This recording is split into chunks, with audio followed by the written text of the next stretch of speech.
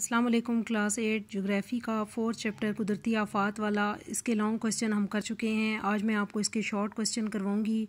उम्मीद है आपने लॉन्ग क्वेश्चन याद कर लिए होंगे। इसी तरह अच्छे तरीके से आपने शॉर्ट क्वेश्चन भी याद करने हैं और आपको जो PDF फ़ाइल में काम दिया गया था उसमें शॉर्ट क्वेश्चन आपने लिखने हैं और लॉन्ग जस्ट आपने याद करने हैं। तो सबसे पहला शॉर्ट क्वेश्चन है, कुदरती आफत से क्या मुराद है? जब कोई कुदरती अमल इंसान के लिए जानी और माली नुकसान का सबब बन जाए तो उसे कुदरती आफत कहते हैं। यानी ऐसा कुदरती अमल, ये एक ऐसा नेचुरल फैक्टर होता है जो इंसान की जान या उसके माल या उसकी जायदाद वगैरह को नुकसान पहुंचाता है और ये नेचुरली होता है, कुदरती तौर पर होता है। ऐसा अमल कुदरती आफत कहलाता है। दर्ज झैल कुदरती आफात इंसानियत के लिए तबाही का बायस बन सकती हैं। आतिश फिशानी यानी वोल्कनिज़म, ज़मीन का सिरकना, ज़मीन का अपनी जगह को छोड़ना जो कि आमतौर पर ज़लज़ले की वजह से होता है।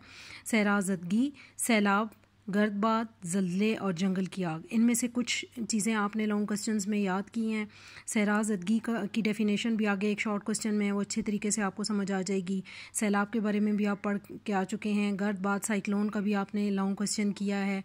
ज़लज़ला, वोल्कनिज़म ये आप 7th क्लास में भी पढ़ के आए हो। अर्थक्वेक है, वोल्कनिज़म है और जंगल की आग है। ये सारे वो फैक्टर्स हैं जो इंसान के लिए जान या उसके माल के लिए नुकसान का सबब बनते हैं।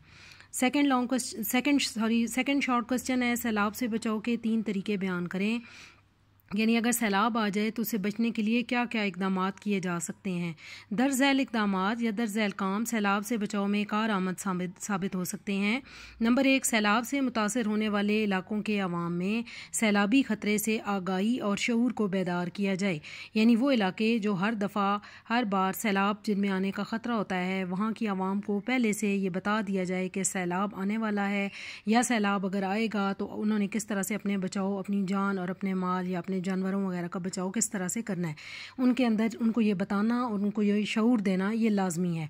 सेकंड है, सैलाब से मुतासर इलाके में बिजली और गैस की सप्लाई मुनक़ता कर दी जाए। यानी ऐसे इलाके जहाँ पे सैलाब आने का खदशा या ख़तरा होता है वहाँ पे बिजली और गैस का जो कनेक्शन है वो काट देने चाहिए या उनकी सप्लाई को कट कर देना चाहिए ताकि कोई शॉर्ट सर्किट या आग वगैरह लगने का नुकसान ना हो। तीसरा है, सैलाब से मुतासर इलाकों की दोबारा तामीर और आबादकारी में हुकूमती और गैर हुकूमती सतह पर लोगों की मदद की जाए।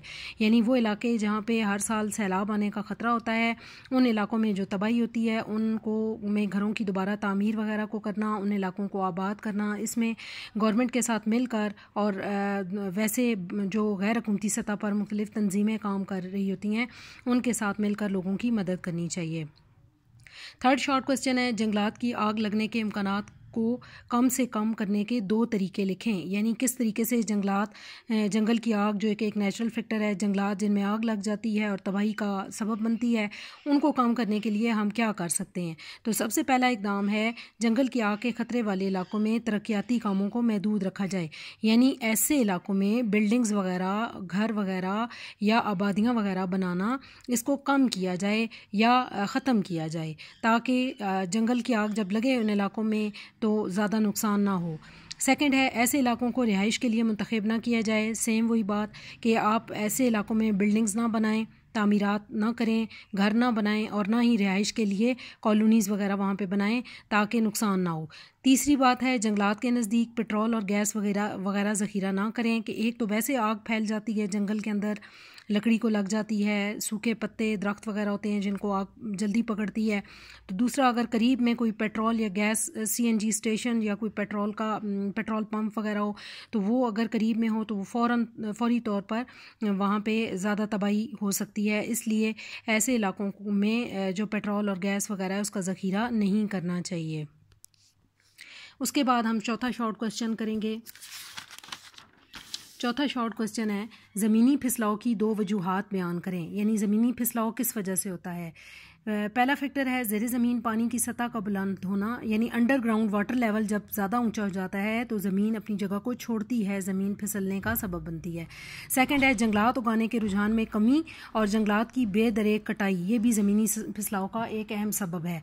यानी जंगलात ऐसे इलाकों में जहाँ पे ज़मीनी फिसलाव हो सकता है वहाँ जंगलात उगाने का रुझान जो है वो अगर कम है तो उस रुझान को बढ़ाने की ज़रूरत है। यानी जंगल ज़्यादा दरख्तों की जो जड़ें होती हैं मिट्टी को मजबूती से जकड़े रखती हैं, लिहाजा ऐसे इलाकों में जंगलात उगाने का जो रुझान है उसको बढ़ाया जाए, इसमें कमी लाने के बजाय इसमें इजाफा किया जाए और जंगलात की बेदरेग यानी उन इलाकों में जंगलात को बग़ैर सोचे समझे जो काटा जाता है उसको भी रोका जाए। तो ये ज़मीनी फिसलाव का ये दो अहम सबब होते हैं, यानी एक तो जंगलात कम उग रहे होते हैं वहाँ पे और दूसरा जंगलात को बहुत ज़्यादा काटा जाता है जिसकी वजह से ज़मीन अपनी गिरफ्त जो है वो कमज़ोर उसकी हो जाती है, पकड़ उसकी कमज़ोर हो जाती है मिट्टी की और वो ज़मीन फिसलती है। फिफ्थ वन है सहराज़दगी से क्या मुराद है? काबिल काश ज़मीन का सहरा में तब्दील होकर बंजर हो जाना या सहराओं की हदूद में इजाफे का अमल सहराज़दगी कहलाता है। यानी ऐसी ज़मीन जो जहाँ पे फसलें वगैरह पहले काश्त हो सकती थीं अब वो बंजर हो जाए, बिल्कुल वीरान हो जाए या फिर वो सहरा बन जाए, रेतला इलाका बन जाए, तो उसको हम ये प्रोसेस हमारा सहराज़दगी कहलाता है। सहराज़दगी की वजह से ज़रई पैदावार और पानी के ज़खायर मुतासर होते हैं। यानी वो इलाके जहाँ पे सहराज़दगी का अमल ज़्यादा हो वहाँ पे फसलें नहीं उगती और सेकंड अंडरग्राउंड वाटर लेवल जो है वो कम हो जाता है जिसकी वजह से पानी के ज़खायर कम हो जाते हैं या वो इलाके पानी के लिए पानी वहाँ पे नहीं रहता। तो ये सारे आपके शॉर्ट क्वेश्चन हैं चैप्टर नंबर 4 के जो आपने बहुत अच्छे तरीके से लर्न करने हैं और आपने नीट कॉपी पे ये याद करके लिखने हैं।